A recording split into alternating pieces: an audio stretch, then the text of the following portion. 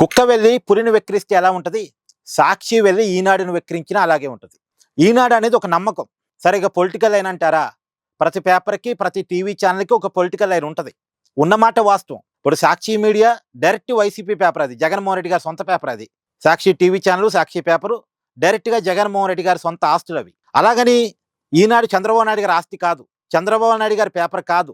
TDP official paper కాదు. కాకపోతే టీడీపీకి అనుకూలంగా ఉండే పేపరు. అంతవరకు నిజమే. అయినప్పటికీ ఈనాడు పేపరు తన పొలిటికల్ లైన్ ఏదైనప్పటికీ కూడా ఫేక్ వార్తను వీలైనంత వరకు వేయదాలు. ఫేక్ వార్తను వీలైనంత వరకు వేయరు. ఒక వార్తని నిర్ధారణ చేసుకున్న తర్వాతే వేస్తారు వాళ్ళు. అందుకే ఈనాడుని వ్యతిరేకించే రాజకీయ శత్రువులు కూడా ఈనాడులో వచ్చే వార్తలను నమ్ముతారు. ఫర్ ఎగ్జాంపుల్ అండి, జగన్మోహన్ రెడ్డి గారి తండ్రి రాజశేఖర్ రెడ్డి గారు ఈనాడు పేపర్ని బలంగా నమ్ముతారు. వాళ్ళ సొంత పత్రిక సాక్షి పేపర్లో వచ్చిన వార్త కంటే కూడా ఈనాడు పేపర్లో వార్త వచ్చిందంటే అది నిజమని నమ్ముతారు రాజశేఖర రెడ్డి గారు. ఇప్పటికీ మీకు ఎవరైనా కాంగ్రెస్ నాయకులు పరిచయం ఉంటే తెలుసుకునే ప్రయత్నం చేయండి. రాజశేఖర రెడ్డి గారు బలంగా నమ్మేటువంటి వార్తా పత్రిక ఏదైనా ఉందంటే అది ఈనాడు. సొంత పేపర్ను కూడా నమ్మరు ఆయన. ఈ సాక్షిని కూడా నమ్మరు. ఈనాడులో వార్త చదివాకే నిర్ధారణ చేసుకుంటారు. మీరు కావాలంటే క్రాస్ చెక్ చేసుకునే ప్రయత్నం చేయండి మీకు పరిచయం ఉన్న వాళ్ళతోటి. ఇది నిజం. అంటే ఈనాడికి అంత నమ్మకం ఉంది. అయితే ఈ మధ్యలో ఒక వార్త తప్పుగా ప్రచురితమైంది. తప్పు అనేది మాత్రం వాస్తవం. అసలేం జరిగిందంటే భోగాపురం ఎయిర్పోర్ట్ దగ్గర అక్కడ భూములు ఇచ్చిన రైతులతోటి ఈనాడు పేపర్ వాళ్ళు ఇంటర్వ్యూలు చేశారు. రైతులు వాళ్ళ అభిప్రాయాలు చెప్పారు. ఇక్కడికి భోగాపురం ఎయిర్పోర్ట్ రావటం, మా ప్రాంత అభివృద్ధి జరగటం మాకు చాలా ఆనందంగా ఉంది. మా భూమిలో భోగాపురం ఎయిర్పోర్టు కట్టడం మాకు చాలా ఆనందంగా ఉందని రైతులు చెప్పారు. అయితే అభిప్రాయాలు చెప్పిన రైతుల్లో ఒక రైతు తన తండ్రి ఫోటోని ఆ విలేకరికి ఇచ్చాడు. మామూలుగా ఏంటంటే వాళ్ళ ఫోటోలతోటి వార్త ప్రింట్ చేద్దాం అనుకున్నారు. వాళ్ళ ఫోటోలు అక్కడ విలేకరి రైతులను అడిగితే ఒక రైతు తన తండ్రి ఫోటోని ఇచ్చాడు. ఆ రైతు కోరిక ఏంది? తన తండ్రిని పేపర్లో చూడాలి అని. నిజానికి ఆ తండ్రి చనిపోయి ఉన్నాడు. కానీ భూములు ఇచ్చింది ఆ తండ్రే. భూములు ఇచ్చింది మా నానే కదా, మా నాన్న ఫోటోని ఇద్దామని పాప కొడుకు తండ్రి ఫోటోని ఇచ్చాడు. ఇస్తే ఈ విలేకరి క్రాస్ చెక్ చేసుకోకుండా పైకి పంపించాడు ప్రింటింగ్ ప్రెస్కి. పైన వాళ్ళ తండ్రి ఫోటోతో తండ్రి పేరుతోనే వార్త ప్రచురితమైంది. వెంటనే అవకాశం దొరికింది కదా అని వైసీపీ వాళ్ళు, సాక్షి వాళ్ళు చనిపోయిన వ్యక్తి వచ్చి చెప్పాడా మీకు అని చెప్పేసి దాన్ని బాగా ట్రోల్ చేశారు. ఈనాడంటే క్రెడిబిలిటీ అంటారు, ఈనాడంటే నమ్మకం అంటారు.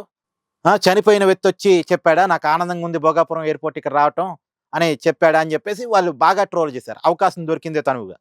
కానీ రియాలిటీ ఏందన్నది ఎవరైతే ఆ ఫోటో ఇచ్చాడో ఎల్లపల్లి యాదాద్రి వాళ్ళ కుమారుడు అతను ఇప్పుడు వీడియో రిలీజ్ చేశాడు. నేనే ఇచ్చాను మా తండ్రి ఫోటోని. మా తండ్రి ఫోటోని పేపర్లో చూద్దాం అనుకున్న ఉద్దేశంతో ఇచ్చాను తప్ప ఇది ఇంత వివాదం అయిద్దని నాకు తెలియదు. నా వల్ల ఈనాడుకి ఇబ్బంది వస్తుందని నాకు తెలియదు. భూములు ఇచ్చింది మా నాన్న కాబట్టి మా నాన్న కూడా చనిపోయే సమయానికి చాలా ఆనందంగా ఉన్నాడు. కానీ అప్పటికే భోగాపురం ఎయిర్పోర్టు జరుగుతూ ఉంది పనులు.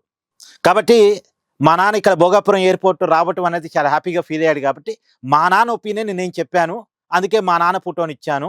అంటే భూములు ఇచ్చింది వాళ్ళ నాన్న, చనిపోయినాటికి వాళ్ళ నాన్న చాలా హ్యాపీగా ఉన్నాడు. ఆ ఫీలింగ్ని ఇతను షేర్ చేసుకుంటూ వాళ్ళ నాన్న ఫోటోని మీడియా ఈనాడుకి ఇచ్చాడు.